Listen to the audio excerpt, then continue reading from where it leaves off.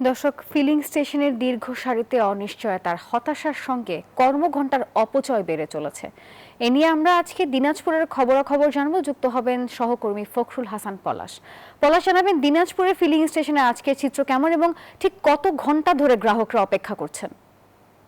নাফিসা, আপনি বলছিলেন আসলে ফিলিং স্টেশনের যেই ফুয়েল নেওয়া, অর্থাৎ বিশেষ করে আমরা দেখেছি যে একেবারে পেট্রোল এবং পাশাপাশি অকটেন নেওয়ার যে এখানে আমরা বলতে পারি যে একেবারে যুদ্ধ, সেটি কিন্তু আসলে মোটরসাইকেল চালক এবং যারা বাইকার রয়েছে তাদের মধ্যে রয়েছে। এবং আমরা দেখেছি যে সকাল থেকেই কিন্তু প্রচুর ভিড় কিন্তু এই ফিলিং স্টেশনগুলোতে লক্ষ্য করা যায় এবং তাদের স্টক থাকা পর্যন্ত কিন্তু এখানে তাদেরকে তেল দেওয়া হয়, তারপরে কিন্তু একেবারে ফিলিং স্টেশন একেবারে ফাঁকা হয়ে যায়। এখন যেমনটি আসলে দেখছিলেন যে আসলে সকাল থেকে যেই তেলগুলো দিয়ে দিচ্ছে তারপরে কিন্তু একেবারে ফিলিং স্টেশন সেটি ফাঁকা হয়ে যায়। এবং ফুয়েল পাম্পগুলোতে যে সবচেয়ে বেশি আমরা লক্ষ্য করেছি যে আসলে যারা মোটরসাইকেল মালিক রয়েছে তারাই কিন্তু আসছেন এবং ডিজেল কিন্তু পর্যাপ্ত এখানে মজুত রয়েছে এবং প্রতিটা পাম্পে আমরা দেখছি যে ডিজেলের কোনো সংকট নেই। তবে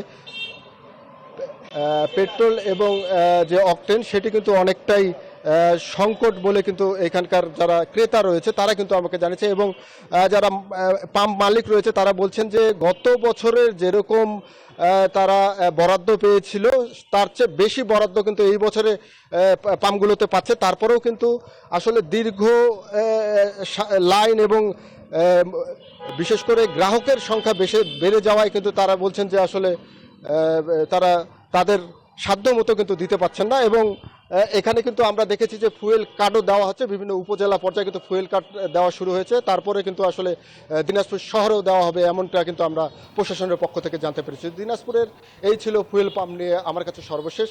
চলে যাচ্ছি আপনার কাছে নাফিসা। পলাশ, ধন্যবাদ আপনাকে।